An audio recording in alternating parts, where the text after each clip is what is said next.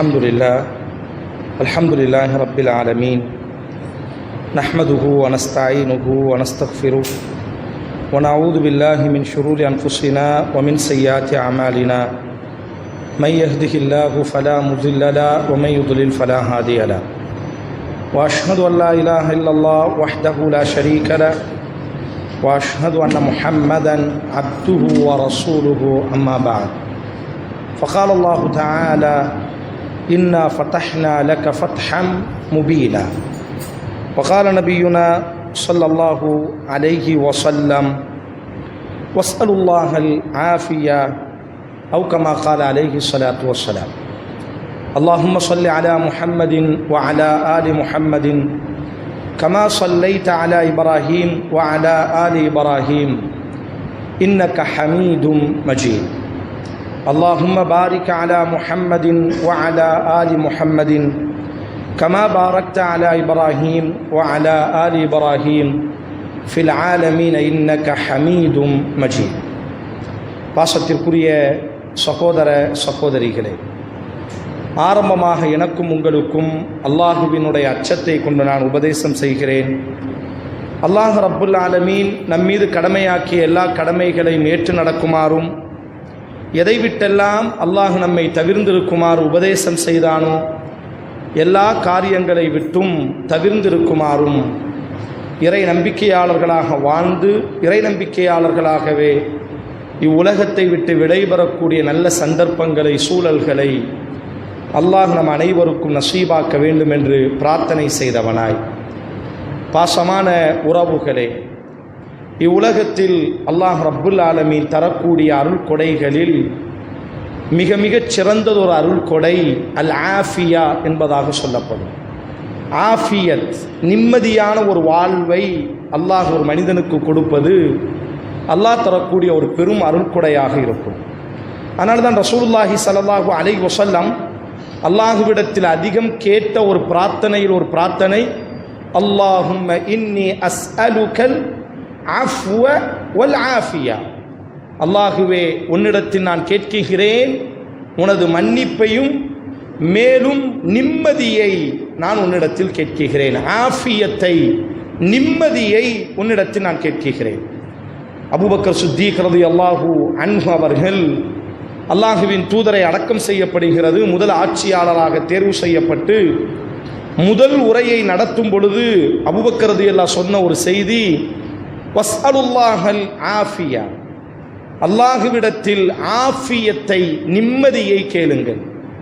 காரணம், அல்லாஹுவின் தூதர் சொல்ல நாங்கள் கேட்டிருக்கிறோம், ஈமானுக்கு பிறகு ஒரு மனிதனுக்கு கிடைக்கக்கூடிய பெரும் பொக்கிஷம் அல்லாஹ் தரக்கூடிய ஆஃபியத், நிம்மதி என்பதாக அல்லாஹுவின் தூதர் ஸல்லல்லாஹு அலைஹி வஸல்லம் அவர்கள் கூற நாங்கள் கேட்டோம் என்பதாக அபூபக்கர் சித்தீக் ரலியல்லாஹு அன்ஹு அவர்கள் தனது முதல் உரையில் இந்த செய்தியை நினைவூட்டினார்கள்.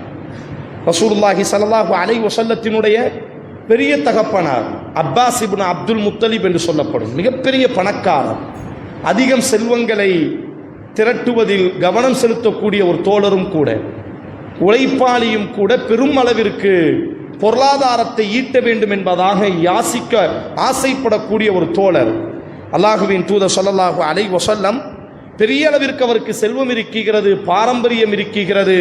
ஆனால் அல்லாஹுவின் தூதர் அவரை கூப்பிட்டு சொன்ன வார்த்தை, என்னுடைய யா அப்பாஸ் யா அம்மி ரசூலில்லா, என்னுடைய தந்தையோடி பிறந்த எனது சாச்சாவே, உங்களுக்கு நான் சொல்வதெல்லாம் சலில்லாஹல் ஆஃபியா ஃபித் துன்யா வல் ஆখিরা, அல்லாஹ்விடத்தில் நிம்மதியை, ஆஃபியத்தை கேளுங்கள் உலகத்திலும் மறுமையில். பொருளாதாரம் ஒரு மனிதனுக்கு கிடைப்பதை காட்டிலும், ஒரு மனிதன் பாரம்பரியத்தோடு வாழ்ந்து மரணிப்பதை காட்டிலும் நிம்மதியான சூழலிலே வாழ்வது இருக்கிறதே, அதை நீங்கள் அல்லாஹ்விடத்தில் கேளுங்கள். அதனால்தான் இப்ராஹிம் அலைஹிஸ்ஸலாம் கஅபாவை கெட்டி எழுப்பியவுடன் செய்த பிரார்த்தனை, இத் கால இப்ராஹிமு ரப்பி ஜஅல் ஹாதல் பலத ஆமினன், அல்லாஹுவே, இந்த உனது தேசத்தை அமைதியின் தேசமாக, நிம்மதியின் தேசமாக இந்த தேசத்தை நீ மாற்றுவாயாக. அல்லாஹ் ரப்புல் ஆலமீன் நினைவூட்டுகிறான் குறைஷிகளை பார்த்து, வஆமனஹும் மின் ஹௌஃப், குறைஷிகளே நீங்கள் நிம்மதியோடு இந்த தேசத்தில் வாழுகிறீர்களே, அல்லாஹுவை நினைவு கூறுங்கள். ஃபல்யஅ்புது ரப்ப ஹாதல் பைத், இந்த வீட்டினுடைய உரிமையாளனை நீங்கள் வணங்குங்கள். அல்லதி, அந்த உரிமையாளன் யார்? அத்அமஹும் மின் ஜூ', உங்களுக்கு அவன் உணவளிக்கிறான். வ ஆமனஹும் மின் ஹௌஃப், நிம்மதியை அல்லாஹ் உங்களுக்கு தந்திருக்கிறான். ஒரு அழகான கட்டமைப்பிலே நீங்கள் இருக்கிறீர்கள், நிம்மதியான சூழலிலே நீங்கள் இருக்கிறீர்கள். போரினுடைய சப்தங்களும் போரினுடைய எக்காலமும் இல்லாமல், குண்டு சப்தங்களினுடைய இரைச்சல் இல்லாமல் நிம்மதியாக கண் விழித்து நிம்மதியாக நீங்கள் தூங்குகிறீர்கள் அல்லவா? காரணம், அந்த மக்கமா நகரத்தின் மீது யாரும் யுத்தம் செய்ய மாட்டார்கள். அது அல்லாஹுவால் புனிதப்படுத்தப்பட்ட நகரமும் கூட. அன்றைய இறைமறுப்பாளர்களும் கூட அந்த மக்காவின் மீது யுத்தம் செய்வதற்கு பயந்தார்கள். காரணம், அது இறைவனினுடைய ஆலயம். அல்லாஹ் அதை நினைவூட்டுகிறான். வ ஆமனஹும் மின் ஹௌஃப், ஏனைய மக்கள் எல்லாம் யுத்தங்களிலும் சப்தங்களிலும் இரைச்சல்களிலும் கொடுமைகளிலும் வறுமைகளிலும் வாடிக்கொண்டிருக்கும் பொழுது அல்லாஹ் உங்களை நிம்மதியாக வாழ வைத்தானே, அந்த அல்லாஹுவை நீங்கள் வணங்குங்கள் என்பதாக அல்லாஹ் அந்த நிம்மதியை சுட்டிக்காட்டி தன்னை வணங்குமாறு அல்லாஹ் மனித சமூகத்திற்கு பிரகடனப்படுத்துகிறார். என் அன்பு சகோதரர்களே, ஒரு மனிதனுக்கு அல்லாஹ் கொடுக்கக்கூடிய ஈமானுக்கு பிறகு கிடைக்கக்கூடிய ஒரு பெரும் பாக்கியம் அமைதியோடு நிம்மதியாக வாழ்வது. ரசூலுல்லாஹி ஸல்லல்லாஹு அலைஹி வஸல்லம் அவர்களினுடைய வரலாறு நெடுகிலும் அல்லாஹுவின் தூதர் இந்த நிம்மதிக்காக பாடுபட்டார்கள். 2 வருட காலம் 2023 அக்டோபர் 8ஆம் தேதி இந்த யுத்தம் ஆரம்பமானது. கிட்டத்தட்ட 2 வருட காலம் அந்த மக்கள் கண்டிராத சோதனைகளை சந்தித்தார்கள். உலகம் படைக்கப்பட்ட நாளிலிருந்து இது போன்றதொரு கடுமைகளை கொடுமைகளை அந்த காசாவினுடைய மக்கள் தங்கள் வாழ்க்கையில் சந்தித்திருக்கவே மாட்டார்கள். அவ்வளவு கொடுமைகள், அவ்வளவு பிரச்சனைகள். உண்பதற்கு உணவில்லை, உடுத்துவதற்கு ஆடை இல்லை. மகனை அடக்கம் செய்துவிட்டு தந்தை திரும்பும் பொழுது தந்தையை அடக்கம் செய்யப்படுகிறது. இப்பொழுது யுத்தம் நிப்பாட்டப்பட்டிருக்கிறது. அல்ஹம்துலில்லாஹ். அல்லாஹ் நிரந்தரமாக அந்த மக்களுக்கு அமைதியை நிம்மதியை அல்லாஹ் அவர்களுக்கு நிரந்தரமாக்கட்டும். 2 வருட காலம் அழுவதற்கு கூட அவர்களுக்கு நேரம் இல்லை, அழுவதற்கு கூட நேரம் இல்லை, மூச்சு விடுவதற்கு கூட நேரம் இல்லை. நடந்து கொண்டே இருந்தார்கள். எங்கே நடக்கிறார்கள்? சுத்தி சுத்தி நடந்து கொண்டே இருந்தார்கள்.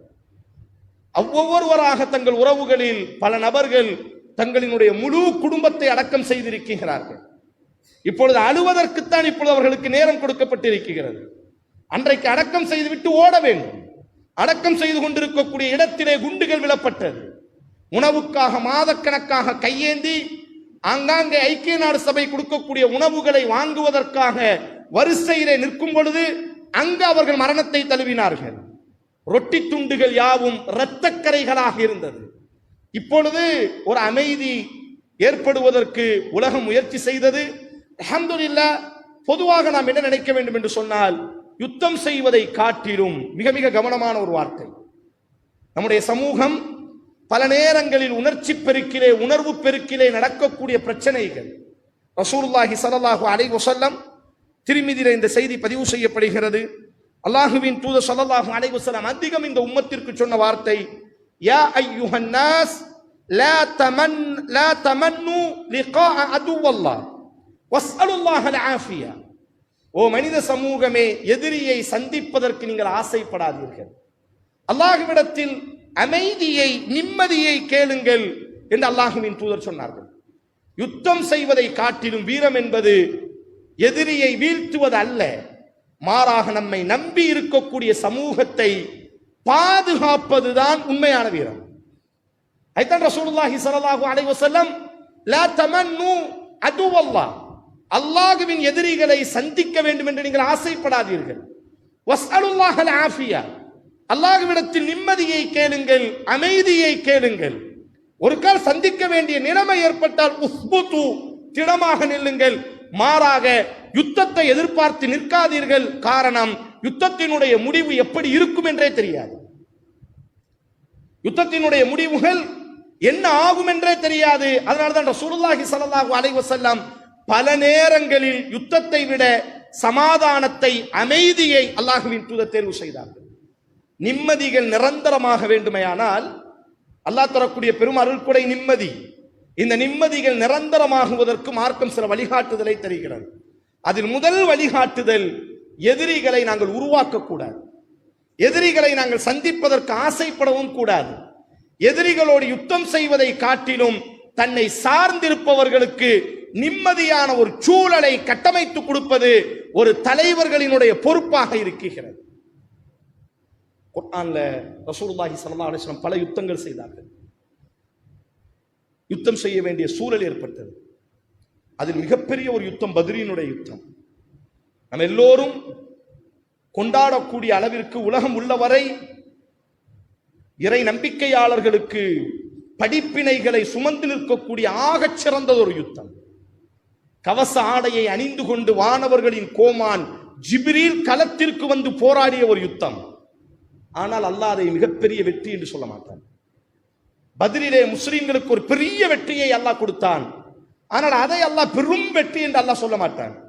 உங்கள் வீடுகளுக்கு சென்று 26வது ஜுஸ்ல சூரத்துல் ஃபத்ஹ், இன்னா ஃபதஹ்னா லக ஃபத்ஹம் முபீனா, நிச்சயமாக திட்டமாக நபியே உங்களுக்கு ஒரு பெரும் வெற்றியை நாம் கொடுத்திருக்கிறோம். எப்பொழுது இறக்கிய வசனம் தெரியுமா?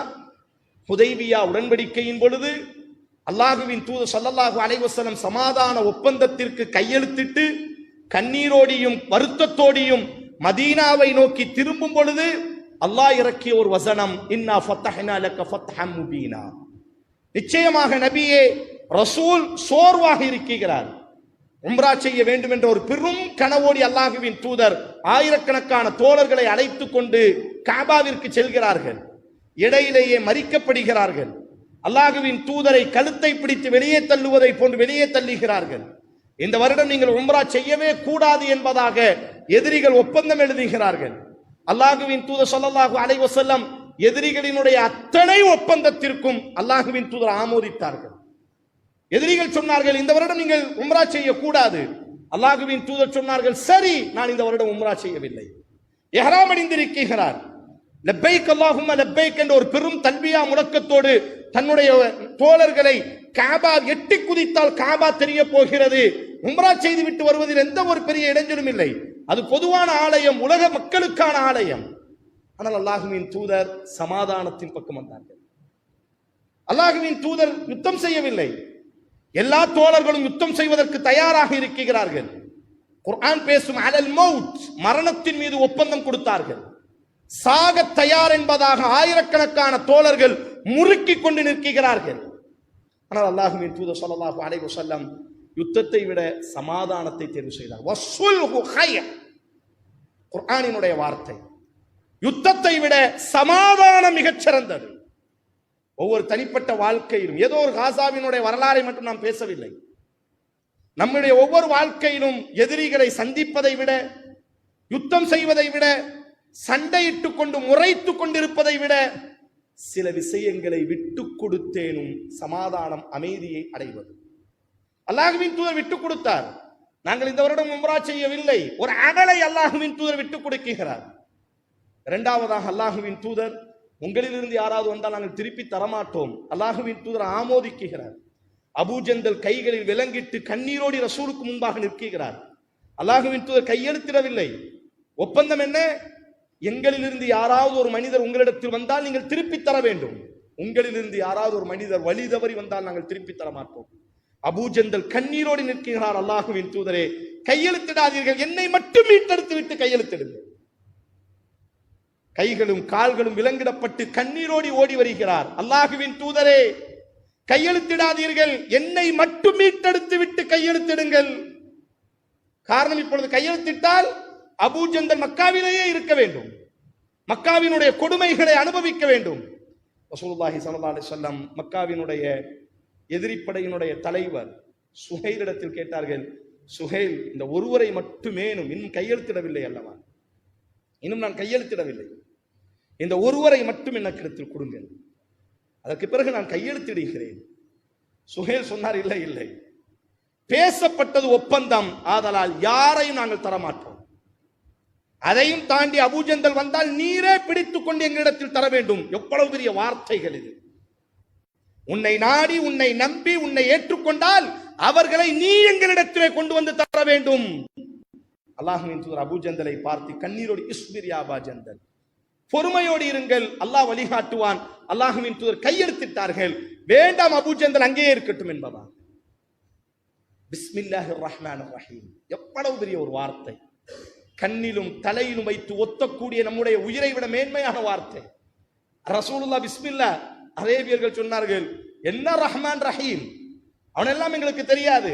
பிஸ்மிக் அல்லாஹும், அரேபிய கலாச்சாரம் படைத்தவனின் நாமத்தால் என்று மட்டுமே எழுத வேண்டும். ரசூல் ஸல்லல்லாஹு அலைஹி வஸல்லம் ரஹ்மானை அழியுங்கள், ரஹீமை அழியுங்கள். அல்லாஹ்வின் தூதர் அழித்தார்கள். முஹம்மதுர் ரசூலுல்லாஹ், அல்லாஹ்வின் தூதர் எழுதக்கூடிய ஒப்பந்தம். சுஹைலும் மக்காவாசியிலும் சொன்னார்கள், ரசூலுல்லாஹ் என்று நாங்கள் நம்பிக்கொண்டால் உனக்கும் எங்களுக்கும் எந்த பிரச்சனையும் இல்லையே. முஹம்மது இப்னு அப்துல்லா, அப்துல்லாவினுடைய ஒரே மகன் முஹம்மது என்றுதான் எங்களுக்கு தெரியும். ரசூலுல்லாஹ் என்று எங்களுக்கு யாரையும் தெரியாது. இந்த வார்த்தையை அழிக்க வேண்டும். ரசூல் அழித்தார்கள். ஏன்? வஸ்ஸுல்ஹு கைர், முறைத்துக் கொண்டும் சண்டையிட்டுக் கொண்டும் இருப்பதை காட்டிலும் நம்மை சார்ந்திருப்பவர்களை பாதுகாப்பது, நம்மை நம்பி இருப்பவர்களை பாதுகாப்பது, அவர்களுக்கு ஒரு அழகான ஒரு நிம்மதியான வாழ்வுகளை ஏற்படுத்தி கொடுப்பதற்காக விட்டு கொடுப்பது எந்த விதத்திலும் குறைவில்லை. அதனால்தான் மார்க்கம் சொல்கிறது, நிம்மதி நிரந்தரமாக வேண்டுமையானால் யுத்தத்தை நோக்கி பயணிக்காதீர்கள், சமாதானத்தை நோக்கி பயணியுங்கள். இரண்டாவதாக, எதிரிகளை பெருக்கக்கூடாது. எதிரிகளை நாம் பெருக்கிக் கொண்டிருக்கக்கூடாது. ரசூலுல்லாஹினுடைய வரலாறை நாம் பார்த்தால் நம்மில் பல சகோதரர்கள் யாரை எடுத்தாலும் கோபப்படுவார், எல்லோரிடத்திலும் பகமை காட்டுவார், எல்லோரிடத்திலும் முகத்தை திருப்பிக் கொண்டிருப்பார். தொட்டாஞ்சினிங்கியை போன்று எடுத்ததற்கெல்லாம் கோபப்படக்கூடியவராக சாதாரணமாக பகைமையர்களை உருவாக்கி கொண்டே இருப்பார். அது நிம்மதியை கெடுத்துவிடும். ரசூலுல்லாஹினுடைய வரலாறை நீங்கள் எடுத்துக்கொண்டீர்கள் என்று சொன்னால், எதிரிகளை அவர்கள் வீழ்த்தியதை விட எதிரிகளை உருவாக்காமல் ரசூல் பாதுகாத்தார்கள். ஹாலித் அவ்வளவு பெரிய கொடுமைகளை இழைத்தவர். உஹதினுடைய யுத்தத்தில் முஸ்லிம் தரப்புல பெரும் இழப்பு ஹாலிதால் தான் ஏற்பட்டது, அபூ சுஃபியானால் தான் ஏற்பட்டது ரலியல்லாஹு அன்ஹு. ஆனா ரசூலுல்லாஹ் மக்காவுக்கு போகும்பொழுதெல்லாம் ஹாலித் எங்க இருக்கிறாரு, நல்லா இருக்கிறாரா அப்படின்னு விசாரிப்பாங்க. அந்த ஆளு தான் எல்லா வேலையும் செஞ்சாரு. ரசூல் ஸல்லல்லாஹு அலைஹி வஸல்லம் ஹுதைபியால உம்ரா முடிக்கல, உம்ரா செய்ய முடியல. ரசூலுல்லாஹ்வோட யுத்தம் செய்வதற்காக 300 குதிரை வீரர்களோடு நிற்கிறாரு. ரசூல் அவரை கண்டுக்கிடவே இல்லை. இந்த ஆளை பார்த்தோம்னா சண்டை போடணும். வேண்டாம் வேண்டாம், நாங்க உன் பார்வையில நாங்க கோழையாவே இருந்துட்டு போறோம்ப்பா, உன்கிட்ட எல்லாம் வாள் எடுத்து சண்டை போடுறதுக்கு நாங்க தயாரா இல்ல. பாதைகளை மாற்றினார்கள். மறு வருடம் உம்ராவுக்கு வரும் பொழுது ரசூலுல்லாஹ் குறிப்பிட்டு கேட்டார்கள், ஐன ஹாலித், ஹாலித் எங்க, எங்கேயுமே தெரியலையே. எதிரிப்படையில இருக்கிறார், எதிரிப்படையினுடைய வீர திருமகன், எதிரிப்படையினுடைய சக்கரவர்த்தி அவர், எதிரிப்படைகளை ஒருங்கிணைக்கக்கூடிய மாபெரிய இளவரசன் அவன். ரசூலுல்லாஹ் கேட்கிறாங்க, ஹாலித் எங்க இருக்க, நல்லா இருக்கிறாரா, அவர் உடம்பு நல்லா இருக்கா? ரசூலுல்லாஹ் அவருடைய உறவுகள்கிட்ட கேட்டுட்டு போயிட்டாங்க. மக்கா மதீனாவுக்கு போன பிறகு அந்த உறவுக்காரர் ஹாலிதை சந்திக்கிறாரு. சந்திச்சு சொன்னாங்க, எங்க போனீங்க? இல்ல, முஹம்மதும் அவருடைய தோழர்களும் உம்ராவுக்கு அடுத்த வருஷம், இந்த வருஷம் வாராங்கன்னு கேள்விப்பட்டோம். அந்த ஒப்பந்தத்துல ஒண்ணு, ஹுதைபியால உம்ரா செய்யக்கூடாது, அடுத்த வருஷம் 3 நாள் மட்டும் உள்ள வந்து உம்ரா செஞ்சுட்டு போய்க்கணும். அந்த அடிப்படையில் ரசூலுல்லாஹ் அடுத்த வருஷம் ஹிஜ்ரி 7ஆம் ஆண்டு உம்ராவுக்காண்டி வரும்பொழுதுதான் ஹாலிதை விசாரிப்பாங்க. இந்த ஹாலித் பாருங்க எவ்வளவு கடுமை, எவ்வளவு விரோதம் வச்சிருக்கிறாரு பாருங்க. எதுக்கு அந்த ஆளு முகத்துல எல்லாம் முடிச்சுக்கிட்டுன்னு சொல்லி தான் நான் ஊரை விட்டு போயிட்டேன். அந்த ஆள் இருக்கும் பொழுது நான் மக்கால இருக்கக்கூடாதுன்னு ஒரு முடிவு எடுத்துட்டேன். அந்த ஆளை எப்படியோ சந்திக்கணும், திருப்பி முறைச்சிக்கிட்டு நிக்கணும். அதனால அந்த ஆளு முகத்தெல்லாம் பார்க்க கூடாதுன்னு சொல்லி தான் நான் ஊரை விட்டு 3 நாள் ஊரை விட்டு வெளியே போயிட்டேன், கிராமத்துல தங்கிட்டு இப்பதான் வாரன்னாரு. அப்போ உறவுக்காரர் சொன்னாங்க, நீ இவ்வளவு வெறுப்பா இருக்க, ஆனா முஹம்மது ஸல்லல்லாஹு அலைஹி வஸல்லம் நீ எப்படி இருக்குன்னு விசாரிச்சாங்கப்பா.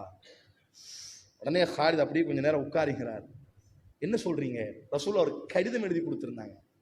ஹாலித், நீங்க அந்த கடிதத்துல ரசூலுல்லாஹ் எழுதியிருந்தாங்க, நல்லா இருக்கிறீங்களா, உங்க ஊருக்கு தான் வந்தோம், உங்களை சந்திக்க முடியல, உடம்பெல்லாம் பார்த்துக்கிடுங்க. ஒரு சிநேகிதன், ஒரு நேசன், எதிரியினுடைய தளபதி, உஹதுல மிகப்பெரிய எதிரி கூட்டத்தினுடைய திருமகன், ஹுதைபியால படையெடுத்து வந்து மறுத்து கொண்டிருந்த மனிதன்.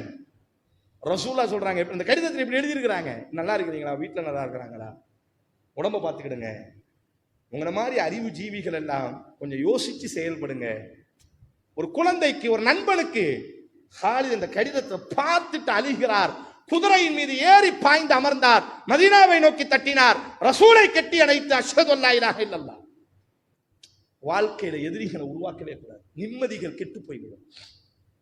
சின்ன சின்ன விஷயத்திற்கு, சிறிய விஷயத்திற்கெல்லாம் பகமை காட்டுவது கணவன் மனைவியினுடைய வாழ்க்கையில பகமையாகவே இருக்கிறது. சின்ன சின்ன விஷயத்துக்கு சண்டை போட்டு கடைசி இந்த ஆள் போய் ஒளிந்தால் நல்லா இருக்குமே, இந்த பொம்பளை செத்து ஒளிந்தால் நல்லா இருக்குமே என்பதை போன்ற மனநிலைகளை இது நிம்மதியை வாழ்நாள் முழுவதும் குலைத்துவிடும். அதைத்தான் ரசூலினுடைய வரலாறுல நம்ம பார்க்கிறோம். எதிரிகளை நம்முடைய செயல்களால் உருவாக்கவே கூடாது. காலித் இப்னு வலீதுக்கு ஸைஃபுல்லா, அல்லாஹுவின் வாள் அப்படின்ற ரசூலுல்லாஹ் ஒரு பட்டப்பெயர் சூட்டினார்களே, அந்த பட்டப்பெயர் சூட்டிய இடம் ரொம்ப முக்கியம். அவர் பெருசா எதிரிகளை வீழ்த்தி வீரம் சொரிந்த அந்த நேரத்தில் இந்த பேரை சொல்லல. அவர் ஒரு பெரிய வீரர். அவர் பக்கங்கள் யாவும் வீரமே நிரம்பி இருக்கும். ஆனால் அல்லாஹுவின் வாள் என்பதாக காலிதிற்கு ரசூல் ஒரு சிறப்பு பெயரை சூட்டி அழைத்தார்களே, எந்த நேரத்தில் அழைத்தார்கள், எதற்காக அழைத்தார்கள்? எதிரியை வீழ்த்தியதற்காக அல்ல, மாறாக எதிரியிடத்திலிருந்து தன்னை நம்பியவர்களை பாதுகாத்ததற்காக. முஅத்தா யுத்தம், புகாரில் அந்த செய்தி வருது. 3 தளபதிகளை கொண்டு ரசூல் அனுப்பி இருப்பார்கள். 3 தளபதிகள்கிட்ட ரசூலா சொல்லியிருப்பாங்க, நீங்க மரணிச்சா அவர், அவர் மரணிச்சா அவர். உங்களில் ஒருவர் உயிர் தியாகம் செய்து விட்டால் அடுத்த தலைவர் ஜாஃபர் இப்னு அப்துல்லா, அவர் உயிர் தியாகம் செய்து விட்டால் அவர், இப்படின்னு ரசூல் ஸல்லல்லாஹு அலைஹி வஸல்லம் மூவரையும் அல்லாஹ்வின் தூதர் தளபதியாக நியமிச்சு வச்சிருப்பாங்க. அந்த மூவரும் மரணித்து விட்டால் உடனே உங்களில் ஒருவர் என்ன செய்யட்டும், தளபதியாக நீங்களே ஷூரா செஞ்சு முடிவெடுத்துக் கொள்ளுங்கள். அதே மாதிரி முஅத்தா யுத்தம் ரோம சக்கரவர்த்திகளுக்கு எதிராக நடக்கு. லட்சக்கணக்கான ராணுவ வீரர்கள். இந்த படம் ரொம்ப குறைவு. 3 பேரும் அடுத்தடுத்து மரணிக்கிறாங்க. கடைசி தலைமை இல்லாமல் சிதறுண்டு நிற்கிறது இஸ்லாமிய படை. உடனே எல்லாரும் ஷூரா பண்றாங்க. அப்பதான் ஒரு புதுசா இஸ்லாத்துக்குள்ள வந்து காலித் இப்னு வலீத் முதல்ல பயணப்பட்டு இருக்கிறார். முஸ்லிமாக பயணப்பட்ட முதல் போராட்ட களம் அதுதான். எல்லாரும் ஒரு ஆலோசனை பண்ணி அடுத்த தளபதி நீங்க தான் அப்படின்னு காலித் கையில கொடுத்த உடனே காலித் யுத்தம் செய்யவில்லை. அதான் ரொம்ப முக்கியம். அவர் சூழலை உணர்கிறார். எதிரி படைகள் 3 தளபதிகளை கொண்டுட்டாங்க. எதிரி படைகள் சுத்தி வளைத்து நிற்கிறார்கள். இப்ப இந்த எதிரி படைகள்கிட்ட இருந்து தன்னை நம்பியவர்களை நம்ம அழகா பாதுகாக்கணும். தான் தோழர்களை பாதுகாக்கணும். ஒரு தலைவனுக்கான அகராதியே அதுதான். ஒரு தலைவனுக்கான இலக்கணமே அதுதான். எதிரி கிடைத்து விட்டான் என்பதற்காக தாக்குதல் நடத்துவது அல்ல ஒரு தலைமையினுடைய பண்பு. மாறாக நாம் தாக்கினால் அவன் திருப்பி அடித்தால் நம்மை நம்பியவர்களினுடைய நிலைமை என்னவாகும் என்பதை யோசித்து அவனினுடைய பயணத்தை அமைத்துக் கொண்டிருக்க வேண்டும். காலித் இப்னு வலீத் செஞ்ச முதல் வேலை என்னன்னா, தன்னுடைய படைகளை பல 100 படைகளா பல 100ஆ பிரிச்சாரு. பிரிச்சு எல்லாத்தையும் பெரும் பெரும் படைகளா காட்டி தான் கூட உள்ளவங்களை எல்லாம் யுத்தம் செய்யாம அப்படி என்ன செய்தார் என்று சொன்னால், எதிரி படைகளை சிக்குண்டவர்களை எல்லாம் மீட்டெடுத்து அப்படி பாதுகாப்பாக மதீனாவிற்கு கொண்டு வந்து விட்டார். ரசூலுல்லாஹ் மிம்பர்ல நின்று சொன்ன வார்த்தை, அல்லாஹுவினுடைய வாள் இப்பொழுது பொறுப்புக்கு வந்தது, முஸ்லிம்களை அவர் பாதுகாத்து விட்டார். உஹதுல ரசூல் ஸல்லல்லாஹு அலைஹி வஸல்லம் பெரிய இழப்பு ஏற்படாமல் அல்லாஹ் இந்த உஹதுல பாதுகாத்ததற்கு காரணம், ஒரு கட்டத்திற்கு பிறகு ரசூலுல்லாஹ் யுத்தமே செய்ய மாட்டாங்க. உஹதுல தன்னை நம்பியவர்களை ஃபுல்லா பாதுகாத்து அப்படி மலைக்கு மேல கொண்டு போயிடுவாங்க. தன்னை நம்பி வந்திருக்கிறாங்க, இவங்களுக்கு எந்த இழப்பும் ஏற்பட்டு விடக்கூடாது. ஹுதைபியால ரசூலுல்லாஹ் யுத்தமே செய்யல. ஆனா எல்லா தோழர்களும் யுத்தம் செய்வதற்கு தயாரா இருந்தார்கள். ஏன் யுத்தம் செய்யவில்லை? இல்லை, தன்னை நம்பி வந்தவர்களுக்கு ஒரு பாதிப்பு ஏற்படக்கூடாது. அப்ப இரண்டாவது ரொம்ப முக்கியம் என்ன அப்படின்னு சொன்னா, எதிரிகளை நாம உருவாக்காம நாம் என்ன செய்ய வேண்டும் என்று சொன்னால், நிம்மதியான ஒரு சூழலுக்கு நம்மை சார்ந்திருப்பவர்களை ஒரு நாடோ ஒரு அமைப்போ முதல்ல பாதுகாத்து பழக வேண்டும். சந்தர்ப்பம் கிடைத்து விட்டது என்பதாக நாம் அவர்களை அடித்தால் திருப்பி அவர்கள் நம்மை அடிக்கும் பொழுது அதை தடுக்கக்கூடிய அளவிற்கேனும் நம்மிடத்திலே திராணி இருக்க வேண்டும். இல்லாவிட்டால் நம்மை நம்பியவர்களை நாம் நடுரோட்டில் நிப்பாட்டி விடுவோம்.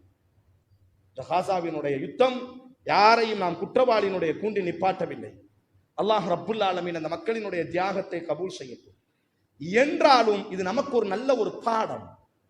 இது நமக்கு ஒரு நல்ல பாடம். இருந்த நிலைமையை விட மிக மிக மோசமான ஒரு சூழல்களுக்கு எப்பொழுதும் நாம் நம்மை நம்பியவர்களை தள்ளிவிடக் கூடாது என்பதற்கு இந்த ஒரு சூழல் நமக்கு ஒரு பெரிய ஒரு பாடமாக படிப்பினையாக இருக்கிறது. மூன்றாவதாக, நிம்மதி நிரந்தரமாகுவதற்கு அல்லாஹுவினுடைய கலாவை நாங்கள் பொருந்திக் கொள்ள வேண்டும். இந்த காசாவினுடைய மக்கள் பார்த்த நமக்கு ஒரு சோர்வு மனப்பான்மை, படைத்தவன் என்று ஒருவன் இருக்கிறானா என்று கேட்ட எத்தனையோ சகோதரர்கள் எனக்கு தெரியும். அந்த மக்கள் படக்கூடிய கஷ்டங்களை பார்க்கக்கூடிய நம்மால் ஒரு சோர்வு, என்ன கொடுமைகள், உலகத்தில் கேட்பதற்கு யாரும் இல்லையா, படைத்த இறைவன் எந்த உதவியையும் செய்ய மாட்டானா என்று சோர்ந்து போய் கண்ணீரோடி கவலையோடி நாம் அமர்ந்திருந்த பொழுது அந்த கஷ்டத்தையும் அந்த கண்ணீரையும் தாங்கிக் கொண்ட மக்கள், அல்லாஹு அக்பர், ஹஸ்புனல்லாஹு வ நிஅமல் வக்கீல், அவர்களும் 2 வருட ரமதானை நோன்பு நோற்றார்கள், அவர்களும் இரவிலே நின்று வணங்கினார்கள், அவர்களும் 5 நேர தொழுதார்கள், அவர்களும் பெருநாள் கொண்டாடினார்கள், அவர்களும் தக்பீர் சொன்னார்கள், அவர்களும் அந்த கஷ்டத்தில் பர்தா அணிந்தார்கள், அவர்களும் அந்த கஷ்டத்தில் அல்லாஹுவை வணங்கினார்கள். எதுவும் அவங்க என்ன செய்யல, பார்த்த நம்மளால் தாங்கவே முடியல. ஒரு விரக்திக்கு நாம் சென்றோம். என்ன நடக்குகிறது, இதற்கு ஒரு முடிவே இல்லையா, இந்த அக்கிரமத்தை தடுப்பதற்கு யாருமே இல்லையா என்று சோர்வு நிலைக்கு நாம் சென்ற பொழுது தந்தையை, தாயை, ஒரு செய்தியாளர் எல்லாம் தன்னுடைய குடும்பத்தினுடைய 80 நபர்களை ஒரே தினத்திலே அடக்கம் செய்தார். அவர்கிட்ட கேட்பாங்க, ஹஸ்பிக் அல்லாஹ், அவர் மட்டும் தனிச்சு நிற்கிறார், அல்லாஹ் எனக்கு போதுமானவன். ரூஹி ரூஹ், உலகத்தை உலுக்கிய ஒரு வார்த்தை. தன்னுடைய புள்ளைய, சின்ன புள்ள, 5-10 வயசு புள்ள, ரொம்ப அழகா இருக்கு, அந்த புள்ளைய கஃனிடுவதற்காக கியூல வரிசையில நிக்கிறாரு. அப்ப அந்த புள்ளைய முத்தமிட்டு அவர் சொன்ன ஒரு வார்த்தை, ரூஹி ரூஹ், என் உயிரே, என் உயிரே, என் உயிரே. கண்ணில இருந்து கண்ணீர் ஓடும். அந்த பிள்ளைக்கு கஃன் செய்வார், அவரே தொழுகை நடத்துவார். பெரிய கொடுமை என்னன்னா, அதுல இருந்து கொஞ்ச நாள்ல அவரும் என்ன செய்வார், ஷஹீதா. புள்ளை அடக்கம் செய்த சில நாட்களில் தந்தை, தந்தை அடக்கம் செய்த சில நாட்களில் மகன், தாயை அடக்கம் செய்த சில நாட்களில் இப்படி எல்லோரும். ஆனால் சோர்ந்து போகவே இல்லை. நிம்மதி நிரந்தரமாக வேண்டும் என்று சொன்னால் நிச்சயம் ஒரு முடிவு இருக்கிறது. அல்லாஹ்வினுடைய கதாவை புரிந்து கொள்ள வேண்டும். நம்மில் சில நேரங்கள் அல்லாஹ் சோதனைகளை கொடுப்பான். கணவனை இழக்க வேண்டிய சூழல் ஏற்படும், பெற்றெடுத்த குழந்தைக்கு கஃன் செய்ய வேண்டிய சூழல் ஏற்படும். அதைத்தான் அழகாக சொல்வார்கள், யாருக்கு எப்பொழுது எது வேண்டுமையானாலும் நடக்கலாம், தயாராகவே இருப்போம். அல்லாஹ்வினுடைய கதா, அல்லாஹ் இதைதான் நாடுகிறான் என்று சொன்னால் நாங்கள் பொறுமை காக்குகிறோம். وَمِنَ النَّاسِ مَن يَعْبُدُ اللَّهَ عَلَى حَرْفٍ فَإِنْ أَصَابَهُ خَيْرٌ يَطْمَئَنَّ بِهِ وَإِنْ أَصَابَتْهُ فِتْنَةٌ انقلب على وجهه خسر الدنيا والآخرة ذلك هو الخسران المبين. மனிதர்கள் சிலர் ஓரத்தில் நின்று வணங்குகிறார்கள், கொடுத்தால் அல்லாஹுவை புகழுகிறார்கள். வைன் அஸாபஹு ஃபித்னா, அல்லாஹ் அவர்களுக்கு சோதனையை கொடுத்தால் இன்கலப அலா வஜ்ஹி, முகத்தை திருப்பிக் கொள்கிறார்கள். ஹஸிரத் துன்யா, உலகமும் அவர்களுக்கு நஷ்டம், மறுமையும் அவர்களுக்கு நஷ்டம். திடமான நஷ்டவாளிகள், உண்மையான நஷ்டவாளிகள் அவர்கள் தான். இந்த காசாவினுடைய மக்கள் 2 வருட காலத்துல அவங்க நமக்கு கொடுத்த ஒரு பாடம் என்னன்னா, உலகத்துல பார்ப்பதற்கு கூட சகிக்காத கொடுமைகள், பார்ப்பதற்கு கூட நம்மால் தாங்க முடியவில்லை. ஆனால் எல்லா கொடுமைகளையும் தாங்கினார்கள். அத்தனை கொடுமைகளுக்கு பின்னாலும் அல்லாஹு மௌலானா, எங்கள் இரட்சகன் அல்லாஹ் என்பதாக உறுதியாக இருந்தார். அல்லாஹுவை வணங்குவதிலேயோ, அல்லாஹுவை மறுப்பதிலேயோ, அல்லது அல்லாஹுவை நிராகரிப்பதிலேயோ, அல்லது இந்த தீனுக்காக தானே இவ்வளவு பிரச்சனை, நாங்கள் வெளியேறி விடுகிறோம் என்பதாக இல்லை, இல்லை, இல்லை. அடிக்கும் பொழுதும் அவர்களினுடைய முழக்கம் அல்லாஹ், ஓடும் பொழுதும் அவர்களினுடைய முழக்கம் அல்லாஹ், விரட்டும் பொழுதும் அவர்களினுடைய முழக்கம் அல்லாஹ். அப்பொழுதும் ஹிஜாபோடி தான் ஓடினார்கள். இது நமக்கு ஒரு நல்ல பாடம். அல்லாஹ்வினுடைய கலாவை நிம்மதி நிரந்தரமாக்குவதற்கு, நிம்மதியோடி நாம் வாழ வேண்டுமேயானால் அல்லாஹ்வினுடைய கலாவை புரிஞ்சிக் கொள்வோம். அல்லாஹுவினுடைய கதிர், அல்லாஹுவினுடைய நியதியை, அல்லாஹுவினுடைய தீர்ப்பை நாங்கள் என்ன செய்வோம்?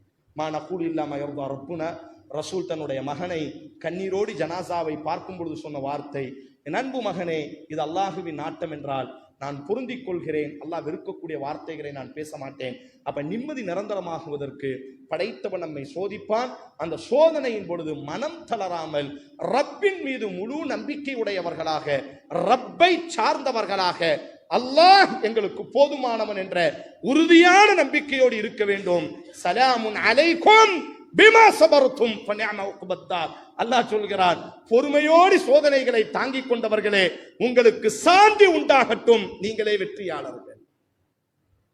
சலாமுன் அலைக்கும். இன்னைக்கு இந்த காசாவினுடைய மக்கள், அவர்களுக்கு உலகம் சொல்லக்கூடிய ஒரே ஒரு வாழ்த்து என்ன? சலாமுன் அலைக்கும் பிமா சபர்தும். சோதனைகளை தாங்கிக் கொண்ட எங்கள் உறவுகளே, உங்களுக்கு 1000 சலாம், நீங்கள் தான் வெற்றியாளர்கள். அல்லாஹ் அதற்கு சொன்ன வார்த்தை சோதனைகளை தாங்கினார்கள் என்பதாக. சோதனை தாங்குபவர்களுக்கு அல்லாஹுவினுடைய சாந்தி, அல்லாஹுவினுடைய அமைதி, அல்லாஹுவினுடைய நிம்மதி, சலாமுன் அலைக்கும், அல்லாஹுவினுடைய நிம்மதி அவர்கள் மீது இறங்கும் என்பதாக அல்லாஹ் குர்ஆனில் பதிவு செய்கிறார். என் அன்பு உறவுகளே, அல்லாஹ் தரக்கூடிய ஒரு பெரும் நிஅமத் ஆஃபியத், நிம்மதி. இந்த நிம்மதியை நாம் அடைய வேண்டுமையானால் முதன்மையாக மிக மிக முக்கியமாக எதிரிகளை நாம் உருவாக்க வேண்டாம். இரண்டாவதாக சண்டையிடுவதிலே போய் நாம் நம்முடைய நேரங்களை வீணடிக்க வேண்டாம். சமாதானத்தின் பக்கம் முடிந்த அளவிற்கு சமாதானத்தை நாம் கையில் எடுப்போம். முடிந்த அளவிற்கு சமாதானம் என்று சொன்னாலே என்ன அர்த்தம்? நம் தரப்பிலும் சிலதை விட்டுக் கொடுக்க வேண்டும். அதுக்கு பேர் தான் சமாதானம். நான் இப்படி நிற்பேன், அதுக்கு பேர் சமாதானம் இல்லை. ரசூலுல்லாஹ் விட்டு கொடுத்தார்கள். சரி, இந்த வருஷம் நாங்கள் உம்ரா செய்யல, சரி ரசூலுல்லாஹ்னு வார்த்தையை அளிக்கிறேன், சரி ரஹ்மான் ரஹீம்னு வார்த்தையை அளிக்கிறேன், சரி உங்க தரப்புல யாராச்சும் வந்துட்டா நாங்களே கொண்டு வந்து உங்க கையில கொடுத்துடுறோம்ப்பா அப்படின்னு ரசூலுல்லாஹ் தன்னுடைய தரப்பில் இருக்கக்கூடிய நியாயத்தை விட்டு கொடுத்தார்கள். அதான் சமாதானம். இன்னைக்கு நம்ம கணவன் மனைவிக்குள்ள பிரச்சனையில பெரிய பிரச்சனை என்னன்னா, நான் தயாரா இருக்கேன் சேர்ந்து வாழ்றதுக்கு, நான் தயாரா இருக்கேன்னு சொல்லுவாங்களே தவிர ஆனால் விட்டு கொடுக்கவே மாட்டாங்க.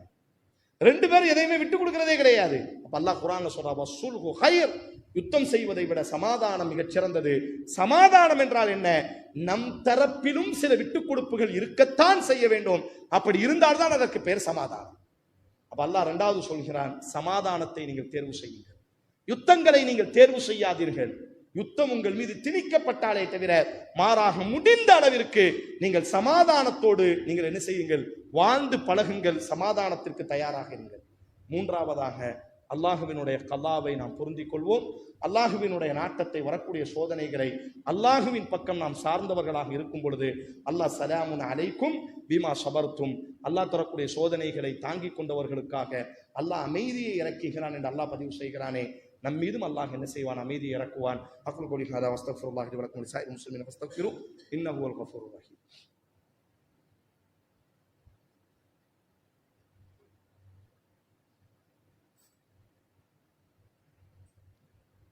அல்ஹம்துலில்லாஹ் ஸல்லல்லாஹு அலைஹி வஸல்லம் அலா ரசூலில்லாஹ் வ அலா ஆலிஹி வ ஸஹ்பிஹி அஜ்மஈன். அம்மா பஅத். பாசமான உறவுகளே, குர்ஆனில் சூரா பக்கரா என்ற அத்தியாயத்தில் அல்லாஹ் ஒரு அழகான ஒரு வரலாறை பதிவு செய்கிறார். பல நேரங்களில் பல இழப்புகளை நாம் சந்தித்து நிற்போம். இந்த இழப்பிலிருந்து நம்மால் மீளவே முடியாது என்பதை போன்ற ஒரு சூழலை அல்லாஹ் உருவாக்கப்படும் நம் வெளி தோற்றத்தில். ஆனால் நிச்சயம் அல்லாஹ் அந்த இழப்பிலிருந்து மீட்டெடுப்பான் என்பதற்கு ஒரு அழகான ஒரு வரலாறு. இன்னைக்கு நாம் பார்க்கக்கூடிய பலஸ்தீன், காசா என்று சொல்கிறோம் அல்லவா, உசைர் என்று சொல்லக்கூடிய ஒரு இறை தூதர் அவர் வாழ்ந்த காலத்தில் இன்றைக்கு எப்படி நம்ம காசாவை ஒரு கெட்டிடமும் இல்லை. ஐக்கிய நாடு சபை சொல்கிறது 96% கெட்டிடங்கள் காசால கிடையாது, பள்ளிக்கூடங்கள் கிடையாது, மருத்துவமனைகள் கிடையாது, வீடுகள் கிடையாது, அரசு அலுவலகங்கள் கிடையாது, நீர் உபயோகம் கிடையாது, மின் உபயோகம் கிடையாது, ரோடுகள் கிடையாது. எல்லாம் முடிச்சுட்டு தான் வெளியே போறாங்க சமாதானம் என்ற பேர்ல. ஹை அல்ஹம்துலில்லாஹ், அந்த மக்கள் மூச்சு விடுவதற்கு இப்பொழுது ஒரு நேரம் தேவை. அதனால் சமாதானத்தை அவர்களே ஏற்றுக்கொள்கிறார்கள். அந்த இடத்தில் நாம் அவர்களுக்கு பாடம் நடத்தவே கூடாது. இழப்பை அனுபவிப்பவர்கள் எந்த முடிவையும் எடுத்துக்கொள்ளலாம். மார்க்கம் சொல்லி இருக்கிறது. சோதனைகள்ல சிக்குண்டவர்கள் முடிவெடுக்க வேண்டியவர்கள் அவர்கள் தானே தவிர நாம் அல்ல. இங்கு உட்கார்ந்து கொண்டு ஏன் சமாதானம் என்று எதுவுமே கேள்வியே கேட்கக்கூடாது. அவர்கள் தான் அந்த நாட்டுக்கு சொந்தக்காரர்கள். அவர்கள் எந்த முடிவையும் எடுக்கலாம். எல்லா சுதந்திரத்தையும் மார்க்கம் அவர்களுக்கு கொடுத்திருக்கிறது. அந்த மாதிரி இன்னைக்கு நம்ம பார்க்கிற மாதிரி தான் அந்த உசைர் அலைஹிஸ்ஸலாமினுடைய காலத்துல பலஸ்தீனை ஒரு ஆக்கிரமிக்கக்கூடிய ஒரு மன்னன் சிதைத்து விட்டிருப்பார், தகர்த்து. குர்ஆன் பேசுகிறார், கல்லஸி மர்ர அலா கர்யத்தின் வஹிய ஹாவியத்துன் அலா உருஷிஹா. எல்லா கெட்டிடங்களும் வீழ்ந்து கிடக்குகிறது, மனித நடமாட்டமே இல்லை, மக்களே இல்லை. அந்த நகரத்தை கடந்து உசைர் அலைஹிஸ்ஸலாம், மூசா அலைஹிஸ்ஸலாத்திற்கு பிறகு வந்த ஒரு இறை தூதர், குர்ஆன் பேசுகிறது, அந்த நகரத்தை கடந்து செல்லும்போது அந்த நகரத்தை பார்க்கிறார்.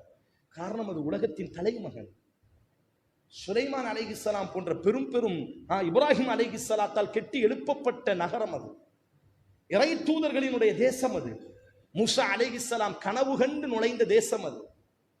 அப்ப பார்க்கிறார், அந்த தேசமே தகர்ந்து கீழே கிடக்குகிறது, ஒரு மனிதர்களும் இல்லை. ஒரு கெட்டிடமும் இல்லை. கல்லதி மர்ரா அலா கர்யா, அந்த ஊரை அவர் கடக்கும் பொழுது வஹிய ஹாவியா, எல்லாம் தகர்ந்திருந்தது. பலஸ்தீனை பத்தி அல்லாஹ் சொல்கிறார். அப்ப அந்த இறை தூதர் அந்த நகரத்தை பார்த்துட்டு சொன்னார், கால அண்ணா யுஹ்யி ஹாதிஹில்லாஹு பஅத மௌத்திஹா, இந்த அழிந்து போன நகரத்தை அல்லாஹ் எப்படி திருப்பி உயிர்ப்பிக்க முடியும்? அல்லாஹ் எப்படி உயிர்ப்பிப்பான்? யாருமே இல்லை, எல்லாம் தகர்ந்து கிடக்கிறது, மனிதர்கள் வாழவே முடியாத ஒரு நகரமாக மாறிவிட்டதே. அல்லாஹ் எப்படி இந்த நகரத்தை மீண்டும் இந்த நகரம் எப்படி உருவாகும்? இந்த பேச்சு வழக்கில் பேசுவோம்ல, வாய்ப்பே இல்லை, முடிஞ்சிட்டு. அந்த மாதிரி அந்த இறை தூதர் அவ்வளவு பெரிய கொடுமைகள் அந்த நகரத்திற்கு இழைக்கப்பட்டது. இது இன்றல்ல, வரலாறு நெடுகிலும் இந்த கொடுமைகளை அந்த நகரம் பார்த்திருக்கிறது. உடனே அல்லாஹ் இந்த வார்த்தையை சொன்னதுதான் தாமதம். 100 வருடம் அந்த இறை தூதரை அல்லாஹ் மரணிக்க வைத்து விட்டார். குர்ஆன் பேசுகிறது. அங்கேயே அவர் ஒரு கழுதையில வந்திருந்தாரு. கழுதை அந்த உணவுகளை எல்லாம் சாப்பிடுறதுக்காண்டி பயணத்துல வந்தது அல்லவா. பயணத்தின் பொழுது இந்த நகரத்தை கடந்து செல்லும் பொழுது பார்க்கிறார், கொடுமைக்காரர்கள் அந்த நகரத்தை நீர்மூலமாக்கி விட்டார்கள். எல்லாம் கீழே சிதைந்து கிடக்கிறது. அவருக்கே ஆச்சரியம், இதெல்லாம் ஏன்னா வரலாறு படிச்சிருக்கிறார், இது இப்ராஹிமினுடைய நகரம் இது. ஆனால் இவ்வளவு பெரிய கொடுமை இருக்கே, எப்படி மீண்டு வரும் இந்த நகரம்? அப்படி நினைத்ததுதான் தாமதம். அவர் அல்லாஹ் அப்படி உடனே மரணிக்க வைக்கிறான். 100 வருடமே தாம் சும்ம பஅஸஹுல்லாஹ். 100 வருடத்திற்கு பிறகு அல்லாஹ் அவரை எழுப்பினார். எழுப்பி அவர் பார்க்கிறார், உலகத்தின் தலைமகனாய் பலஸ்தீன் நின்று கொண்டிருக்கிறது. உலகத்தினுடைய மிகப்பெரிய தலைநகரமாக, ரோம சாம்ராஜ்யத்தினுடைய தலைநகராக மிக பிரம்மாண்டமான மஸ்ஜிதுல் அக்ஸா எழுந்து நின்றது. லட்சக்கணக்கான மக்கள் அந்த ஆலயத்தை சுற்றி வாழுகிறார்கள். உலகத்தினுடைய எல்லா வளத்தையும் அல்லாஹ் அந்த நகரத்திற்கு கொடுத்திருந்தார். கண்ணியா அப்படி பார்க்கிறாரு. சும்ம பஅஸஹுல்லாஹு மிஅத்த ஆம், குர்ஆன் பேசுகிறது. அவர் 100 வருஷத்துக்கு பிறகு அல்லாஹ் அவரை எழுப்பினான். பார்த்தால் மிகப்பெரிய நகரமாய் மக்கள் நடமாடக்கூடிய செல்வ செழிப்புடைய மிகப்பெரிய திராட்சை தோட்டங்களையும் தீன் மரங்களையும் சுமக்கக்கூடிய தேசமாக மாறிவிட்டது. அல்லாஹ் கேட்டான், உன்னுடைய கழுதையை பார். அல்லாஹ் கேட்கிறான், நீ எவ்வளவு நாள் தூங்குன அப்படின்னு கேட்டான் அவர்கிட்ட. சும்மா கொஞ்ச நேரம் தூங்கி இருப்பேன். இல்ல, நீ 100 வருஷம் நீ தூங்கி இருக்க. என்ன ஆதாரம்? உன் கழுதையை பார். அந்த கழுதை செத்து மக்கி மண்ணா போய் எலும்புகளாக வெறும் எலும்பு துண்டு மட்டும் கிடக்கு. அல்லாஹ் சொன்னான், இந்த கழுதையை நாம் எப்படி ஒன்று சேர்க்கிறோம் என்று பார். அவர் கண்ணு முன்னாடி பார்க்கிறார். எல்லா எலும்புகளும் ஒன்றானது, தோள்கள் அமைந்தது, சதைகள் அமைந்தது. அப்படி எழுந்து மீண்டும் கணைக்க ஆரம்பித்தது.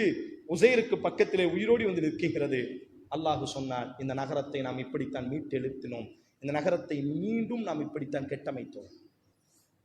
قال اعلم ان الله على كل شيء قدير. அந்த உசைர் அலைஹிஸ்ஸலாம் கண்ணீரோடு சொன்ன ஒரு வார்த்தை, அல்லாஹ் அனைத்திற்கும் ஆற்றல் மிக்கவன் என்பதை நான் உணர்ந்து கொள்கிறேன் யா அல்லாஹ் என்பதாக அந்த இறை தூதர் அல்லாஹ்வை புகழ்ந்தார். ஆனால் வாழ்க்கையில வீழ்ந்து விட்டது. இனி காசாவிற்கு என்ன நடக்கும் சொல்கிறார்கள். இனி காசா என்பதே இல்லை என்பதாக வரலாறில் பலர் சொல்லி இருக்கிறார்கள். பலஸ்தீன் என்பதே இனி இல்லை என்பதாக சொல்லி இருக்கிறார்கள். இப்பொழுதும் சொல்கிறார்கள், வார்த்தைகள் மாறாமல், எழுத்து மாறாமல். قال اعلم ان الله على كل شيء قدير. படைத்தவனை நோக்கி அந்த இறை தூதர் சொன்னதை சொல்கிறோம். அல்லாஹ் ஆற்றல் மிக்கவன். அல்லாஹ் மீட்டெழுப்பினான், மீட்டெழுப்புவான். வரலாறில் மீண்டெழுந்திருக்கிறது. நிச்சயம் அது மீண்டெழும். அதை யாரும் தகர்க்க முடியாது. அது மீண்டெழும் பொழுது உலகத்தின் தலைமகனாக எழுந்து நிற்கும். நமக்கு தரக்கூடிய பாடம் என்ன? வாழ்க்கையில் சில சோதனைகளில் நாம் கீழே கிடப்போம், நம்மால் எழுந்திருக்கவே முடியாது என்பதாக நாம் நினைப்போம். அல்லாஹ் ஆற்றல் மிக்கவன். அல்லாஹ் நம்மை மீண்டும் எழுப்பி கொண்டு வருவான். சோதனைகள்ல இந்த காசா, அந்த வரலாறே, அந்த வசனமே காசாவை பத்தி பேசக்கூடிய வசனம், பலஸ்தீனை பத்தி பேசக்கூடிய வசனம். அல்லாஹ் அதை உலகத்திற்கு பாடமாக்குகிறான். வீழ்ந்த நகரத்தை நாம் எழுப்பி இருக்கிறோம், கெட்டி எழுப்பி இருக்கிறோம். ஆதலால் நீங்களும் வீழ்ந்தாலும், உங்களுக்கும் சோதனை வந்தாலும் சோர்ந்து போகாதீர்கள். நாம் ஆற்றல் மிக்கவர்கள், உங்களை மீட்டு எழுப்புவோம் என்பதாக அல்லாஹ் நமக்கு ஆறுதல் வழங்குகிறார். ஆதலால் அன்பான உறவுகளே, இந்த தேசம் அல்ஹம்துலில்லாஹ் சமாதானம் நேற்றைய தினத்திலிருந்து ஆரம்பமாகி இருக்கிறது. இந்த சமாதானம் நிரந்தரமாக மாற வேண்டும். துரோகிகள் எப்பொழுது வேண்டுமானாலும் துரோகம் செய்வார்கள். எல்லாம் தெரிந்ததுதான். வரலாற்றில் இத்தனை வருடங்களில் நூற்றுக்கணக்கான ஒப்பந்தங்களை மீறியவர்கள் இஸ்ரவேலர்கள், எந்த மாற்று கருத்தும் இல்லை. ஆனாலும் இப்பொழுது அவர்களுக்கு சுவாசிப்பதற்கு ஒரு நேரம் தேவை. அவர்கள் இழந்ததை நினைத்த அழுவதற்கேனும் கொஞ்சம் நேரம் தேவை. அதற்காக ஒரு பெரிய சமாதானத்திற்கு எல்லா நாடுகளும் முயற்சி செய்தது. அல்ஹம்துலில்லாஹ், இப்பொழுது 2 வருடத்தினுடைய யுத்தம் ஓரளவிற்கு முடிவை நோக்கி பயணப்படுகிறது. இந்த முடிவு நிரந்தரமாக இருக்க வேண்டும். இனி ஒரு தாக்குதல் இல்லாமல், இனி ஏனும் அந்த மக்கள் இன்ஷா அல்லாஹ் ஒரு நிம்மதியோடி, அல்லாஹ் பொறுப்பேற்று இருக்கிறான். அந்த மக்களுக்கு அல்லாஹ் அந்த நகரத்தை மீண்டும் கெட்டி எழுப்புவான். நிச்சயம் அந்த நகரம் கெட்டி எழும்புவதை நாம் பார்க்கத்தான் போகிறோம். அந்த மக்கள் இனியேனும் நிம்மதியோடி மகிழ்ச்சியோடி வாழக்கூடிய ஒரு சந்தர்ப்பத்தை அல்லாஹ் அவர்களுக்கு கொடுக்க வேண்டும் என்பதாக நாம் அதிகமாக பிரார்த்தனை செய்வோம். உலக தலைவர்கள் என்ன செய்ய வேண்டும் என்று சொன்னார், இது ஏதோ ஒரு பேருக்காக அல்லது ஒரு சில நாட்களுக்காக நடக்கக்கூடிய ஒரு துரோக ஒப்பந்தமாக இல்லாமல் நிரந்தர ஒரு ஒப்பந்தமாக அந்த ஒப்பந்தம் அமைவதற்கு அல்லாஹ் ரப்புல் ஆலமீன் ஆட்சியாளர்களினுடைய உள்ளங்களிலும் அல்லாஹ் மாற்றத்தை ஏற்படுத்த வேண்டும். இனி அந்த தேசத்தை ஆளக்கூடியவர்கள் நிதானத்தோடு ஆள வேண்டும். எதிரிகளை சந்திப்பதை விட தன்னை நம்பி இருக்கக்கூடிய மக்களை முதலில் பாதுகாக்க வேண்டும் என்ற ரீதியிலாவது இனியேனும் அந்த மக்களினுடைய நலனை கவனம் செலுத்தக்கூடிய நல்ல ஆட்சியாளர்களை அல்லாஹ் ரப்புல் ஆலமீன் அந்த சூழலிலே உருவாக்கட்டும். ஃப்ரீ பலஸ்தீன், ஒரு சுதந்திர பலஸ்தீன் உருவாகுவதற்கு வாழும் காலத்தில் அந்த தேசம் ஆக்கிரமிக்கப்பட்டதை நாம் பார்த்தோம். அந்த தேசத்தினுடைய மக்கள் சுதந்திரத்திற்காக 1 லட்சம் மக்கள் இந்த யுத்தத்தில் கொலை செய்யப்பட்டிருக்கிறார்கள். நாம் வாழும் காலத்திலேயே ஒரு சுதந்திர பலஸ்தீன் உருவாகக்கூடிய சந்தர்ப்பத்தை நம்மை போன்று உலக மக்களை போன்று அவர்களும் ஒரு சுதந்திர தேசத்தில் சுதந்திரமான சுய கட்டுப்பாடோடி தன்மானத்தோடி வாழக்கூடிய ஒரு சந்தர்ப்பத்தை, யாரையும் நம்பி யாரையும் சார்ந்திருக்காமல் அவர்கள் நாட்டை கட்டி எழுப்பக்கூடிய ஒரு சுதந்திரத்தை அல்லாஹ் அஸ்ஸ வஜல் அவர்களுக்கு மிக விரைவாக கொடுக்க வேண்டும் என்பதாக அதிகமாக நாம் பிரார்த்தனை செய்வோம். அல்லாஹும்ம ஸல்லி அலா முஹம்மது வ அலா ஆலி முஹம்மத் கமா ஸல்லைத அலா இப்ராஹிம் வ அலா ஆலி இப்ராஹிம் இன்னக ஹமீதும் மஜீத். அல்லாஹும்ம பாரிக் அலா முஹம்மத் وعلى ال محمد كما باركت على ابراهيم وعلى ال ابراهيم انك حميد مجيد. ربنا اتنا في الدنيا حسنه وفي الاخره حسنه وقنا عذاب النار. اللهم انا نسالك العافيه في الدنيا والاخره. اللهم اني اسالك العفو والعافيه في ديني ودنيا واهلي ومالي. اللهم استر عوراتي وامن روعاتي. اللهم احفظني من بين يدي ومن خلفي وعن يميني وعن شمالي ومن فوقي وأعوذ بغضمتك أن أحتال من تحتي. إن الله يأمر بالعدل والإحسان وإيتاء ذي القربى وينهى عن الفحشاء والمنكر والبغي يعظكم لعلكم تذكرون. اذكروا الله العظيم يذكركم واشكروه على نعمه يزدكم ولذكر الله أكبر والله يعلم ما تصنعون.